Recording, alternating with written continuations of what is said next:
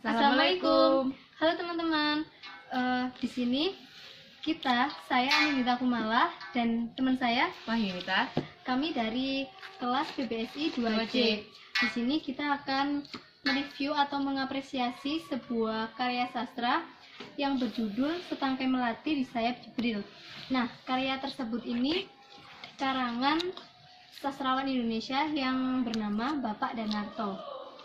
Jadi, Pak Danarto ini adalah seorang sastrawan sekaligus pelukis asal Indonesia yang lahir di Sragen tanggal 27 Juni 1940 dan meninggal di Jakarta 10 April 2018 yang lalu. Jadi masih kemarin banget ya. Meninggalnya Januari kemarin. Jadi Danarto ini lahir di Sragen tanggal 27 Juni 1940. Beliau adalah seorang cerpenis. Jadi pada tahun itu sering sekali sudah menulis cerpen-cerpen, namun belum ada beberapa yang terkenal ya. Yang terkenal tuh satu itu yang mulai menaikkan namanya, itu yang buat booming namanya itu ya satu ini yang berjudul Gottlob. Selain itu, Pak Danarto itu juga seorang pelukis.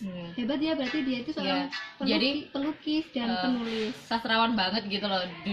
Jiwa seninya itu dapat banget.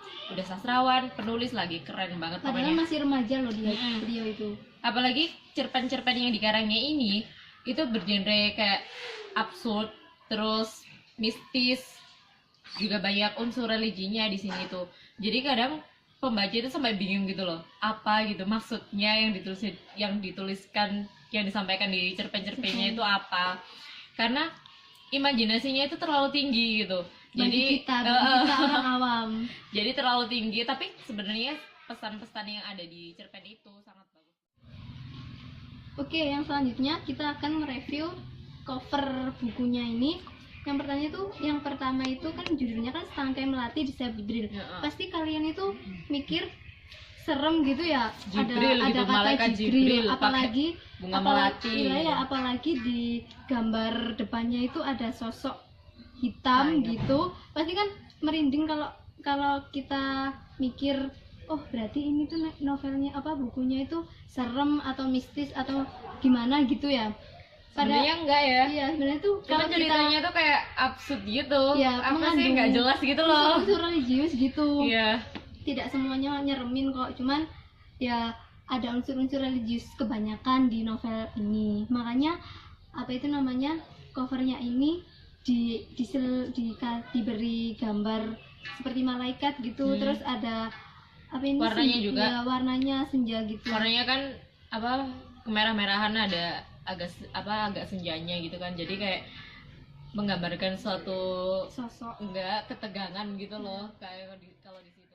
Jadi dari beberapa cerpen yang ada di dalam buku ini tuh antara cerpen yang satu dengan yang lainnya itu nggak nyambung. Iya, tidak sama gitu loh ceritanya. Jadi antara cerpen satu dengan cerpen yang lainnya itu ceritanya sangat jauh berbeda. Jadi mereka itu nggak ada kesinambungannya gitu loh. Jadi langsung awal sampai ending satu cerpen gitu. Jadi nggak ada hubungannya sama sekali antara yang satu sampai akhir ini nanti. Tapi kebanyakan itu cerpen di dalam buku ini tuh mengandung unsur-unsur religius. Kayak kata-katanya seperti diselipkan itu banyak sekali ya. Allah Akbar, Masya Allah, Subhanallah gitu. Banyak banget di sini kayak religius. Karena kan kita di judulnya kan udah ada unsur-unsur religius. Malaikat gitu kan. Itu makanya di dalamnya juga gitu. Oke, yang selanjutnya sekarang saya akan mereview tentang salah satu cerpen yang ada di buku ini. Nah, di sini yang menurut saya yang paling menarik itu ada dua, yang berjudul Tuhan yang Dijual dan Jakarta 2020 atau Holobot. Tapi di sini saya akan mereview yang Tuhan yang dijual. Nah, yaitu. Kenapa Tuhan kok bisa dijual gitu? Gimana? Dikomersilkan atau gimana? Nah, makanya itu di sini saya akan mereview atau sharing ke kamu tentang cerpen ini. Jadi menurut kamu tentang judul cerpen yang Tuhan yang dijual itu seperti apa sih kalau menurut kamu sendiri itu? Dari judulnya nih ya, aku langsung kayak Tuhan yang dijual. Padahal Tuhan itu kan kayak sesuatu yang sangat diagungkan gitu. Kenapa kok bisa jadi dikomersilkan? Kenapa gitu? Jadi awal aku bacanya itu juga kok seperti ini, judulnya kayak kita itu meremehkan gitu kan. Tapi waktu aku sudah baca cerpennya itu, ceritanya itu awalnya itu, jadi ceritanya itu ada seorang ayah yang tiba-tiba itu pergi entah kemana, lalu itu anaknya itu mencarinya, mencari ke sana kemari. Nah terus beberapa hari kemudian itu tiba-tiba anaknya itu dapat kabar kalau ayahnya itu udah di rumah sakit, ditemukan tiba-tiba hilang gitu ya, tiba-tiba ada di rumah sakit. Nah spontan anak tersebut itu langsung pergi ke rumah sakit tersebut menemui ayahnya. Nah waktu anaknya udah bertemu ayahnya, anaknya itu kan tanya kenapa ayah kok tiba-tiba menghilang atau tiba-tiba ada di sini gitu. Ya, Terus itu ayahnya itu tetap diam 1000 bahasa, tidak ingin menjelaskan kenapa pergi. Ayahnya itu dalam kondisi gimana? Sadar atau sakit atau terluka atau gimana? Padahal tuh ayahnya itu tidak sakit, tidak apa, cuman ayahnya itu seperti ada yang kayak orang linglung gitu, diam aja gitu ya. Seperti itu. Terus itu kan akhirnya setelah 3 hari di rumah sakit kan ayahnya minta pulang ke anaknya. Nah sama anaknya itu udah diantar pulang. Nah waktu udah di rumah anaknya kan tetap nanya kenapa sih ayah kok seperti ini gitu, tapi ayahnya masih tetap diam itu, masih tetap diam. Terus kan anaknya tetap tanya gitu, terus itu apakah itu namanya ayah itu ada masalah atau apa. Tetap ayahnya itu tidak menjawab pertanyaan ayahnya itu. Akhirnya kan ayahnya mencari suasana baru dengan mengajak bergurau gitu ke ayahnya, tapi ayahnya itu biar mencairkan suasana gitu kan. Tapi ayahnya itu malah apa itu diam gitu loh. Menurut anaknya itu kalau ayahnya diam berarti itu ayahnya itu sedang marah. Padahal itu anaknya itu juga sering bergurau, dan anaknya ini itu anak yang paling deket banget ke ayahnya. Tapi tapi ayahnya itu selalu diam gitu. Terus suatu ketika itu anaknya itu tanya apakah ayah itu masih mengikuti kayak kumpulan kumpulan agama-agama itu yang dinamai itu tarekat tanpa nama. Oh berarti itu suatu komunitas apa kayak pengajian gitu? Tapi bukan pengajian, cuma komunitas gitu, nggak tahu apa ya, tapi udah agama jelas kan? Udah agama gitu. Terus itu kan anaknya kan tanya ngapain sih ikut seperti itu, orang dari nama komunitasnya aja udah tarekat tanpa nama kan. Berarti kan ada dalam nggak jelas kan. Nah gitu itu ya. Terus nah ayahnya tuh tetap diam, tambah marah gitu loh ayahnya, tapi semakin panas gitu suasananya. Terus akhirnya kan ayahnya itu tetap diam, dan anaknya itu memutuskan untuk kembali pulang ke rumahnya sendiri. Tetapi waktu anaknya mau pulang, di tengah perjalanan itu anaknya itu masih ada perasaan yang mengganjal gitu loh. Mengganjal, kenapa sih kok ayahnya itu tetap seperti ini gitu loh. Akhirnya anaknya memutuskan untuk menemui kiai itu kiai panutannya komunitas itu tadi gitu. Terus nah kan menemui kiai itu. Nah anaknya itu kaget waktu datangi tempat itu. Nah tempat itu tempat yang gedung, tempatnya itu kan tempat gedung seperti ada aulanya gitu. Nah di dalamnya itu ya ada orang tirakat, zikir gitu kan. Gitu, pikirnya anak tersebut kan, oh berarti ini kan benar-benar agama gitu ya. Udah jelas gitu ya. Nah setelah anaknya menemui kiai itu kan anaknya udah bertanya apapun ke kiai tersebut, dan kiai tersebut itu menjawab dengan jelas, dengan anaknya itu merasa sudah lega gitu loh. Itu masalah ayahnya yang ditanya di kiai itu. Di cerpen tidak dijelaskan masalah apa, yang penting cuma pertanyaan itu. Gitu. Nah setelah itu kan kiai tersebut itu menawarkan kalau kamu mau silakan kamu ikut anggota. Tetapi anak itu membantah gitu loh, tidak, nggak mau. Terus itu loh kenapa kok tidak mau, kiai tersebut bertanya. Terus itu saya tuh masih belum serg gitu loh anak tersebut. Terus itu kiai tersebut menjawab, tuh kalau belum seret itu bukan alasan yang tidak tepat. Kita semua di sini tuh juga berawal yang tidak seret, akhirnya apa itu seret juga ya, gitu. Akhirnya kan anak tersebut kan tetap nggak mau kan.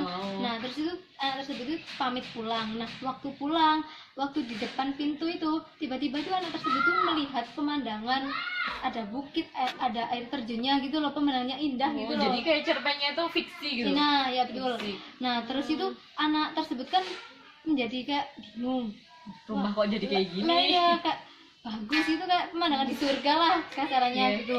Terus itu tiba-tiba Kiai itu datang dan mengginikan apa itu, melenyapkan melenyapkan imajinasinya, bayangan maya tersebut. Nah terus itu siapa itu yang anak tersebut kan tanya, loh Pak Kiai, padahal itu tadi saya waktu masuk itu tidak ada bayangan seperti itu, tapi kenapa waktu saya mau pulang ada bayangan seperti itu. Nah kamu akan tahu kalau kamu itu ikut anggota. Nah itu selain itu kamu bisa memiliki mobil yang kamu suka, yang terbaru, yang termahal, tidak mobilmu sekarang ini. Terus itu yang akhirnya tuh bentar kok kayak pesugihan jadinya. Nah, itu kelanjutan ceritanya nanti lihat apa, dengerin deh. Terus itu kan akhirnya kan yang anak tersebut kan jadi tertarik gitu kan. Jadi pengen ikut komunitas ya itu. Terus akhirnya kan anak tersebut kan ikut kan, ya daftar, ya udah daftar gitu. Nah biaya pendaftarnya kan 1 juta. Mahal banget. Enak agama dipaksa daftar agama itu dan mengeluarkan duit itu kan udah aduh gimana gitu ya. Akhirnya kan udah berjalan berapa bulan, dia tuh sering mondar-mandir gitu loh ke kiainya sama ke rumahnya gitu. Tapi ayahnya tuh masih dalam kondisi yang tidak tahu. Akhirnya kan anak tersebut kan merasa seperti, kan saya punya orang tua tapi saya tidak cerita ikut seperti ini kan, hanya masih apa, kayak ada yang disembunyikan gitu loh. Akhirnya anaknya tuh bilang ke ayahnya. Nah spontan waktu anaknya bilang kalau anaknya itu ikut tarekat itu, ayahnya tuh langsung marah. Padahal kan sebelumnya kan ayahnya kan ikut tarekat itu. Nah terus itu ayahnya tuh bilang, udah berapa uang yang kamu keluarkan untuk kiai tersebut gitu. Anaknya tuh tetap diam dan ayahnya tuh terus menanya gitu loh. Anaknya tuh tetap diam. Ayahnya semakin marah gitu ya. Akhirnya sama anaknya tuh dijawab 15 juta. 15 juta, bayangin, buat masuk agama. Padahal agama kan nggak bayar, ngapain? Gratis. Terus itu spontan itu apa itu, ayahnya tuh langsung bilang ke anaknya bahwa tarekat tanpa nama itu yang diikuti sekarang itu, bahwa itu tuh ajaran sesat.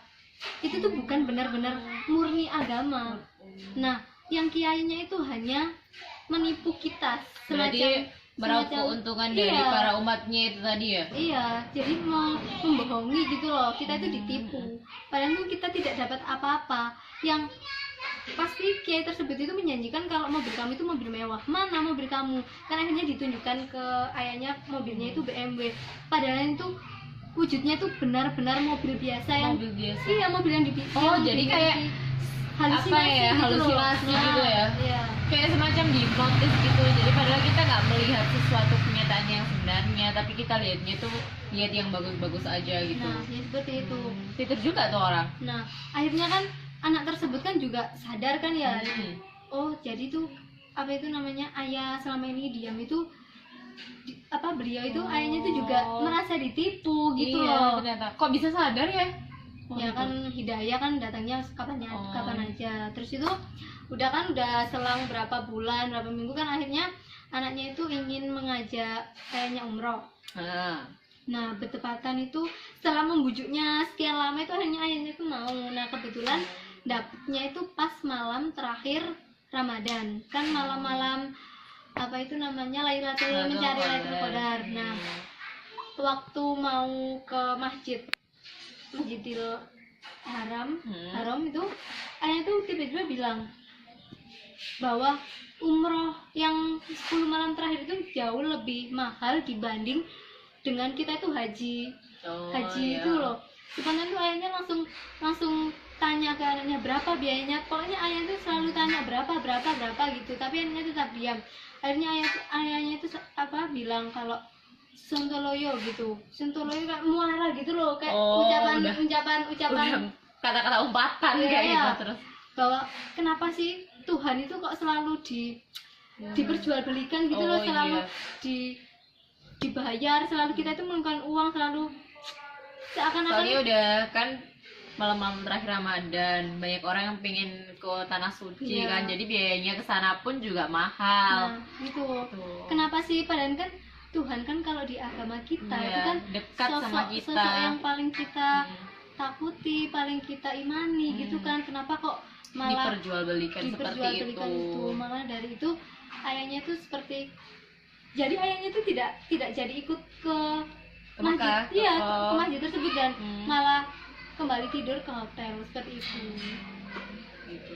Udah ceritanya sampai itu. Iya, jadi seperti itu. Jadi ayahnya tuh seperti saat ingin berbuat baik, tapi kenapa kok semua orang itu memanfaatkan gitu. Jadi kalau menurut aku ya, kayak pandangannya itu si penulis ini tadi kayak mengungkapkan perasaannya gitu loh, kayak sedikit mengkritik orang-orang yang terlalu memperjualbelikan. Kayak itu kan ada kisah bos travel itu kan yang memperjualbelikan kayak gitu, padahal uangnya dimakan sendiri, itu dikorupsi ya, kayak gitu. Seperti itu contohnya. Ada juga yang penggandaan uang itu juga kan. Iya, penggandaan uang juga. Itu kayaknya suatu kritik sosial kalau menurut aku ya. Itu kan berarti ada pinter banget itu Danarto, tapi menyajikannya itu dalam kisah yang lain. Iya, yang lain. Tapi ada kaitannya, ada hubungannya dengan kehidupan. Jadi dari salah satu cerpen yang saya review barusan itu, menurut saya itu memakai pendekatan ada dua. Yang pertama itu pendekatan sosiopsikologis, dan yang kedua itu pendekatan mimetik. Mengapa? Karena yang pertama kan di situ tadi kan dijelaskan bahwa mimetik itu kan ada kesinambungan antara cerpen ini dengan kehidupan nyata. Ya contohnya yang bus travel tadi itu kan, sama kritik yang ada di cerpen itu ya, ceritanya kan nyindir gitu kan. Nah yang kedua itu ada pendekatan sosiopsikologis. Nah itu kan ada kaitannya dengan lingkungan, kebudayaan. Nah itu kan tadi dijelaskan bahwa ada di lingkungan kita itu, di lingkungan agama Muslim, dan bahwa kita itu tidak boleh kalau di lingkungan Muslim terjadi seperti itu kan. Agama kan sifatnya kan sakral ya. Kenapa kok dimanfaatkan seperti itu kan? Seharusnya kan itu udah dinalar manusia lah, pokoknya udah tidak boleh lah kita. Nah seperti tadi cerita dari review dari cerpen yang saya baca. Selanjutnya saya akan tanya ke teman saya tentang cerita tentang cerpen yang ini, Kak. Ya.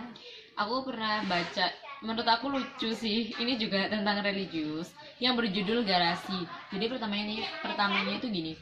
Kan ada anak di rumah itu lihat ayahnya pulang sama supirnya masuk dalam garasi. Yeah. Waktu itu bertepatan dengan hari ulang tahun ayahnya.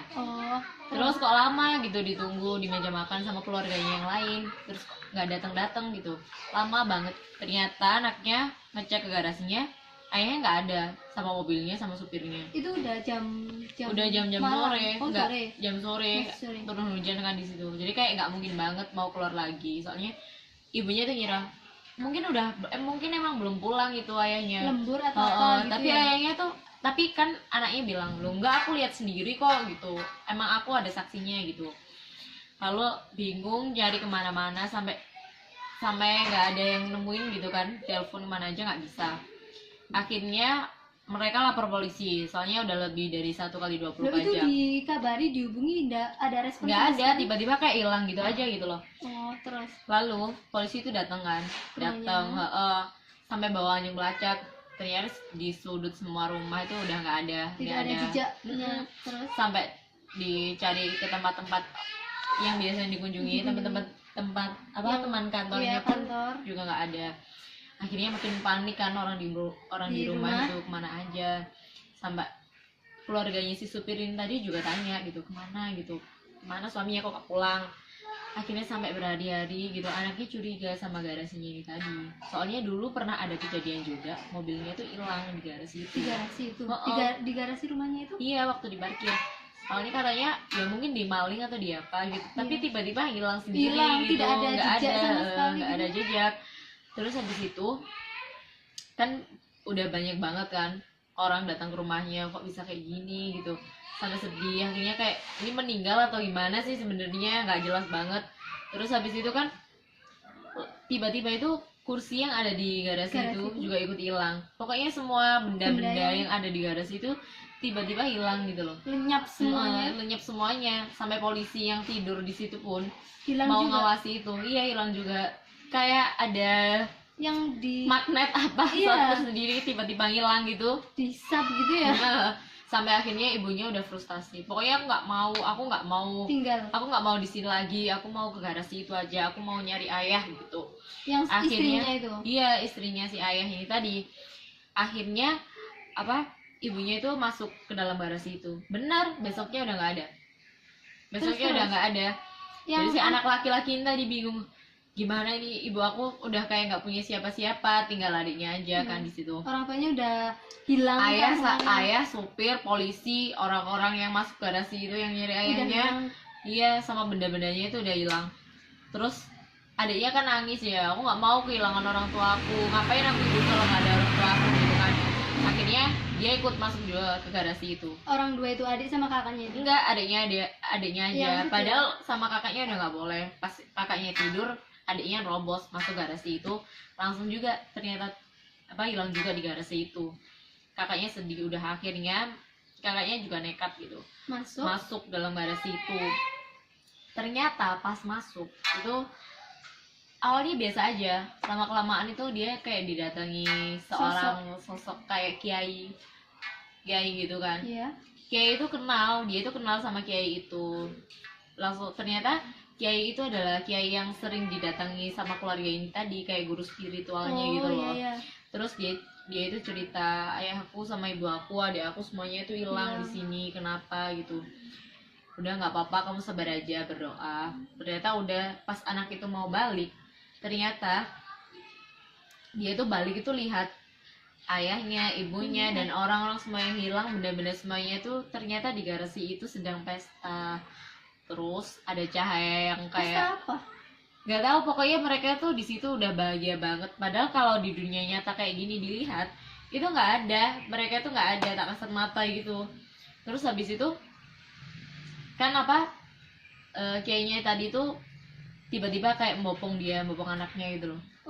Tiba-tiba kayak kiai itu kayak menyerupai malaikat, tiba-tiba punya sayap gitu. Terus jadi di endingnya itu kayak, kalau menurut aku dia tiba-tiba ngilang kalau di endingnya itu. Yang sosok laki-laki itu. Jadi satu keluarga itu hilang di garasi itu. Dan ternyata kalau aku asumsikan, garasi itu seperti gerbang menuju maut gitu loh. Jadi kayak pembatas menuju akhirat itu. Jadi si anak itu tadi di akhirnya juga bakal ketemu sama orang tuanya. Itu hilangnya tuh mati atau apa gitu? Enggak, tiba-tiba hilang tapi udah di dunia lain gitu, udah kayak di akhirat gitu loh. Tapi kalau yang anak laki-laki ini tadi dijemput sama malaikat itu tadi, yang kayak menyerupai kiainya. Tapi kalau yang lainnya enggak, yang lainnya tiba-tiba hilang. Soalnya kan di sini sudut pandangnya jadi dari anak laki-laki tadi. Jadi anak laki-lakinya menjelaskan kalau dibopong sama malaikat diajak ke situ juga gitu. Menurut aku gitu. Itu.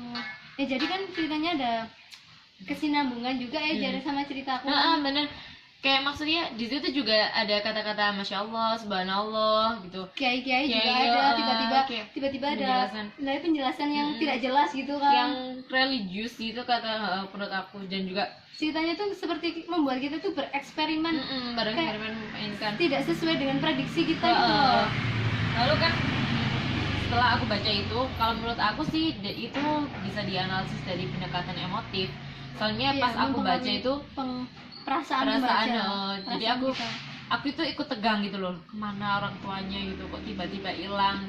Aku juga ikut bingung pas bacanya itu. Kayak pembaca itu dibuat selalu penasaran gitu, penasaran gimana sih kelanjutannya itu gimana, dan endingnya ternyata itu adalah gerbang maut. Oke, jadi setelah kita mereview tentang cerpen yang kita baca barusan ini, kan kita belum menjelaskan sih apa itu apresiasi sastra. Jadi, apresiasi sastra itu adalah kegiatan melihat, mendengar, menonton, menyimak, yang kemudian kita ulang lagi kegiatan tersebut, kemudian kita menginterpretasikannya dan menilai suatu karya sastra. Jadi seperti kita memberikan sebuah penghargaan. Kayak misalnya kalian nonton film, itu kan termasuk udah mengapresiasi secara tidak langsung. Baca novel ya. Itu. Jadi setelah kita mengenalkan karya sastra ini, mengenalkan sosok Danarto, dan kita mereview tentang apa sih apresiasi film sama cerpen-cerpennya tadi. Nah, gitu dulu ya tentang kita. Iya, semoga bermanfaat celotehnya tadi supaya menambah wawasan kalian tentang walaupun cerpen ini. Sebentar. Soalnya banyak juga kan sastrawan Indonesia itu yang kurang terekspos gitu menurut aku. Jadi nih salah satu kan kalian udah kenal sosok Danarto itu seperti apa orangnya. Ya, pokoknya semoga bermanfaat. Kurang lebihnya mohon maaf. Assalamualaikum warahmatullahi wabarakatuh. Dadah.